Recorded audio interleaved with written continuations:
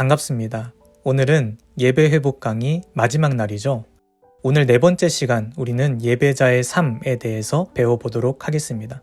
저는 예배와 우리의 삶이 하나라고 생각합니다. 절대 동떨어져 있는 것이 아닙니다.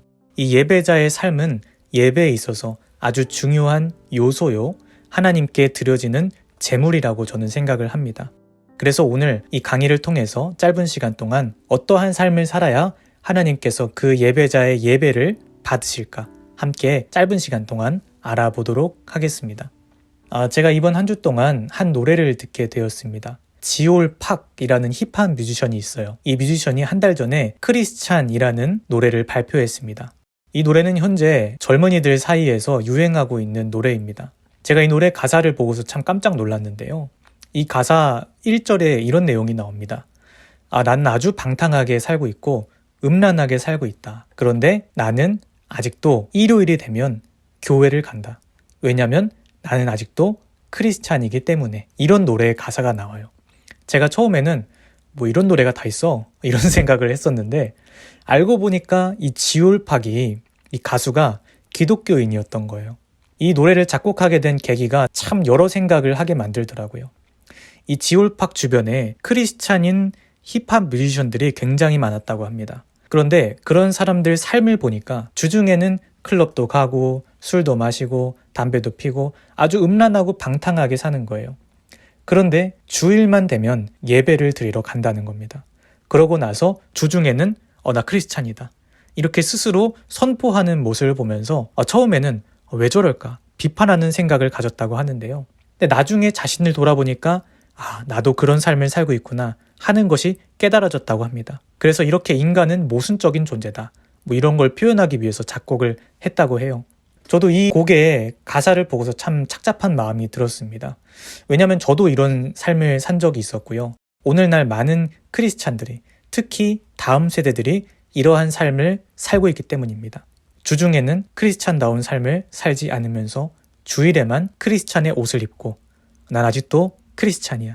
이렇게 선포하고 있는 사람들이 굉장히 많다는 겁니다.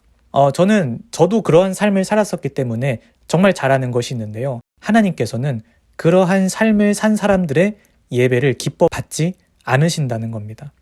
성경에서도 그것을 잘 알려주고 있는 부분이 있는데 바로 사무엘상 15장 말씀입니다. 이 사무엘상 15장 말씀에서는 사울의 잘못된 예배 방법에 대해서 나오게 되는데요. 이 사울이 어느 날 아말렉 자손들과 싸우게 됩니다. 이겼을까요? 졌을까요? 멋지게 승리를 했습니다. 그런데 그때 하나님께서 명령하신 것이 하나 있었습니다. 아말렉 자손들을 모두 멸절해 버릴 것, 그리고 그들의 소유물을 모두 불태워 버릴 것. 그런데 사울이 이 말씀에 순종했을까요? 불순종했을까요? 불순종했습니다. 정확히는 반만 지켰는데요.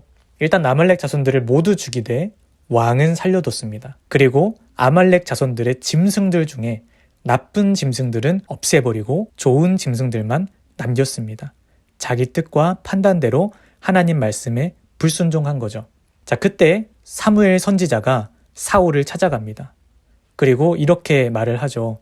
왜 그렇게 했습니까? 혼내기 시작합니다. 그랬더니 사울이 놀라운 변명을 하기 시작합니다. 20절 말씀. 사울이 사무엘에게 대답하였다. 나는 주님께 순종하였습니다. 그러고서 하는 말이 더 놀랍습니다. 21절 말씀. 그것은 예언자께서 섬기시는 주 하나님께 제물로 바치려고 진멸할 짐승들 가운데서 가장 좋은 것으로 골라온 것입니다. 여기서 말하는 그것은 살려둔 짐승들이라고 하는 겁니다. 짐승들. 그런데 제물로 바치려고 그걸 가지고 예배를 드리려고 했다는 거예요. 사울은 하나님 말씀에 불순종해놓고 그러한 불완전한 순종을 가지고 하나님께 예배를 드리려고 했다는 겁니다. 그러니까 사울이 아까 지올팍 가사에 나왔던 사람들과 같은 마인드를 가졌다는 거예요. 어떤 마인드입니까? 죄 지어도 괜찮아. 예배 드리면 끝이야. 내가 아무리 불완전한 삶을 살았어도 하나님은 내 예배를 받으실 거야. 그리고 나한테는 아직도 구원이 보장되어 있어. 이러한 말을 내뱉었다는 것을 알 수 있습니다. 그때 선지자 사무엘이 사울 왕에게 이렇게 말을 합니다. 22절 말씀. 잘 들으십시오. 순종이 제사보다 낫고 말씀을 따르는 것이 수량의 기름보다 낫습니다. 이 말을 지금까지의 맥락으로 살펴봤을 때 이렇게 해석을 하면 안 됩니다. 그 예배보다 순종이 나으니까 예배 드리지 말고 순종하십시오. 이런 뜻이 아니고요. 순종도 예배의 한 요소라는 것을 아셔야 됩니다. 제가 이전 강의에서도 설명했지만 아무리 좋은 음향과 많은 재물들과 사람들과 함께 화려한 장소에서 예배 드린다고 해도 하나님께 있어서 예배에 있어서 최고의 재물은 순종이다 라고 오늘 사무엘이 가르쳐 주고 있는 것입니다. 여러분, 그렇습니다. 성경에서는 순종을 아주 강조를 하고 있습니다. 행함이 없는 믿음은 죽은 믿음이라고 했고요. 너희가 뜨겁든지 차갑든지 해라. 안 그러면 내가 너희 토해버릴 것이다. 이렇게 말을 하잖아요. 주여 주여라고 말을 해도 평소에 예수님처럼 사랑하지 않고 남들 돌보지 않는 사람들은 예수님께 너희 누구냐? 이런 말을 듣게 된다는 겁니다. 자, 다시 말해서 우리가 사울과 같이 불완전한 순종을 가지고 하나님께 나오면 이런 말을 듣게 된다는 거예요. 너 차라리 예배 드리지 않는 게 좋다. 네 예배보다 주중에 순종하는 게 훨씬 낫다. 이런 말을 듣게 된다는 겁니다. 자, 그래서 우리가 일주일 동안 살면서 예배와 삶을 절대 이등분하면 안 됩니다. 예배와 삶은 무조건 하나가 되어야 합니다. 자, 그렇다면 우리가 어떤 삶을 살아야 하나님께 너희 예배 잘 들었다 이런 말을 듣게 될까요? 결론부터 말씀드리면 이렇게 됩니다. 예배자는 하나님 말씀에 순종하는 삶을 살아야 합니다. 사울과 같이 자기 멋대로 자기 생각대로 하나님 말씀에 불순종하는 것이 아니라 최대한 하나님 말씀에 순종하려고 사는 삶, 그러한 삶을 하나님께서 예배 가운데서 기쁘게 받으신다는 것이죠. 여러분들이 모두 예배 전과 후에 하나님 말씀에 순종하는 삶을 사시기를 축복합니다. 자, 그렇다면 여기서 한 단계 더 나아가겠습니다. 어떤 말씀에 순종해야 될까요? 이사야서 6장 말씀을 보면서 알아보겠습니다. 자, 우리가 지금까지 한 달 동안 아주 많이 봤던 내용인데 이제 슬슬 외우겠어요. 이사야가 하나님을 만났더니 하나님 만나면 나타나는 증상 4개가 일어나게 됩니다. 첫 번째, 회개. 두 번째, 새 힘을 얻게 되고 세 번째로는 하나님의 음성을 듣게 됩니다. 자, 그리고 네 번째로 하나님 앞에 순종하겠습니다. 제가 여기 있습니다. 저를 보내주십시오. 이렇게 순종을 하게 되죠. 자, 그때 하나님께서 이사야에게 이런 말씀을 하십니다. 9절 말씀. 여호와께서 이르시되 가서 이 백성에게 이르기를 블라블라블라. 이사야가 하나님 제가 순종해 보겠습니다 하니까 이사야가 순종할 수 있도록 구체적인 방법을 제시를 해주십니다. 우리도 이 예배 가운데서 하나님과 만나면 하나님께서 반드시 우리가 순종할 수 있도록 이런 말씀을 하신다는 것을 알아야 됩니다. 예배 가운데서 우리는 하나님의 음성을 확실하게 들을 수 있는 방법 2가지가 있는데요. 첫 번째는 주일 설교 말씀입니다. 저번 강의에서도 말했지만 주일 설교 말씀은 하나님의 말씀입니다. 담임 목사님께서 우리 교인들 두고서 일주일 동안 기도하고 고민하면서 하나님의 뜻을 묻고서 우리에게 전달하는 것이기 때문에 우리는 주일 설교 말씀을 잘 듣고 순종해야 됩니다. 순종하려고 노력을 해야 됩니다. 그래서 여러분들이 첫 번째로는 주일 설교 말씀에 순종하기 위해서 노력을 해야 되고요. 두 번째로는 저는 처음에는 주일 설교 말씀만 있는 줄 알았는데 나중에 보니까 특별한 하나님의 음성이 들릴 때가 있더라고요. 예배 시간에 찬양과 설교와는 상관없이 나한테 맞는 하나님의 음성이 들릴 때가 있다는 겁니다. 제가 이전 교회에서 아동부를 섬길 때 일인데요. 예배가 끝나고 나서 한 선생님께서 저한테 찾아오셨습니다. 그러고서는 전도사님 말씀 듣고서 제가 순종하기로 각오했습니다. 이렇게 말씀하시는 거예요. 저는 처음에는 그날 설교의 주제가 순종과는 전혀 관련이 없었기 때문에 이 선생님이 설교를 잘 못 들으셨나? 이런 생각을 했었는데 알고 보니까 이 선생님이 예배 시간 내내 또 저의 설교를 들으면서 순종해야겠다. 교회로부터 요청이 들어온 것이 있었는데 계속 거절을 하고 있었대요. 근데 계속 순종해라 이런 마음이 예배 시간에 들어서 순종해야겠습니다 라고 결단하게 됐다는 거예요. 그래서 저한테도 전우사님 기도해 주십시오 이렇게 요청을 하기 위해서 오셨더라고요. 저는 그 선생님께서 예배 시간 중에 하나님의 특별한 음성을 들었다고 확신합니다.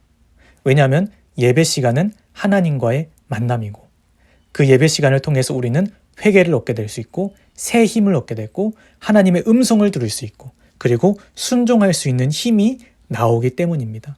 자, 그래서 여러분들도 이러한 선생님과 같이 주일 설교 말씀에 또 특별한 하나님의 음성에 순종해 보는 거예요. 순종하기로 각오해 보는 거예요.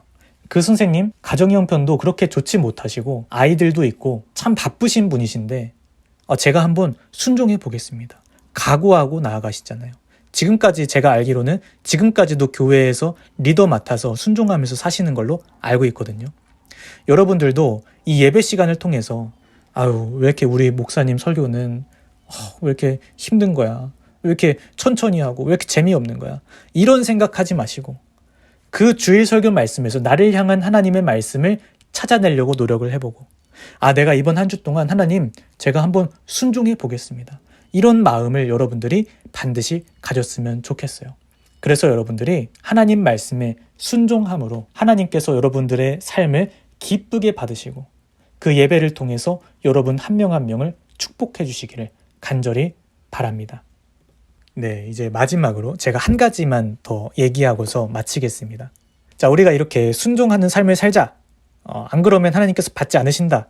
그랬잖아요. 자, 근데 우리가 얼마나 연약합니까? 분명히 죄를 지을 수 있겠죠. 내가 정말 순종하려고 했는데 불순종했을 경우에 예배 자리에 왔어요. 그럼 어떻게 해야 될까요? 저는 예배 전에 반드시 우리가 회개 기도해야 된다고 생각합니다.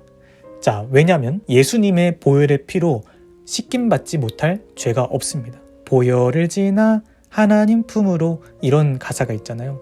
우리가 아무리 노력해도 우리가 스스로 무엇을 한다고 해도 하나님은 잘 안 된다는 것을 알고 계십니다.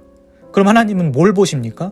우리의 믿음과 또 우리가 노력하기로 결단했는가를 보십니다. 자, 그래서 그러한 노력과 결단을 했음에도 죄를 지었을 경우에 하나님께서 우리가 회개 기도하면 얼마든지 받아주신다는 거예요. 그래서 예배 전에 반드시 이렇게 기도를 했으면 좋겠습니다. 하나님, 제가 이번 한 주 동안 하나님 말씀에 순종하려고 노력했지만 그러지 못했던 것을 회개합니다. 하나님, 나를 불쌍히 여겨주시고 오늘 예배 드릴 때 기쁘게 받아주시기를 원합니다. 하나님, 도와주시옵소서. 이렇게 여러분들이 회개 기도와 하나님의 은혜를 구하는 기도를 하면 하나님께서 얼마나 기뻐하시겠어요. 하나님께서 얼마나 여러분들 머리를 쓰다듬어 주시고 손을 잡아주시겠어요. 그래서 예배 전에 기도하는 여러분들 되셨으면 좋겠습니다. 네, 이제 결론 읽고서 마치도록 하겠습니다. 예배자는 예배 전과 후에 하나님 말씀에 순종하면서 살아야 합니다. 우리는 주일 예배 설교와 또 예배 시간에 하나님께서 특별히 주시는 음성에 순종해야 합니다. 여러분이 이렇게 예배 드릴 때 하나님께서 반드시 여러분의 예배를 기쁘게 받아주실 것이고 여러분은 주일 예배를 통해 하나님의 뜨거운 임재를 체험하게 될 것입니다. 여러분들이 이렇게 뜨거운 예배 모두 드릴 수 있게 되시기를 축복합니다. 아멘.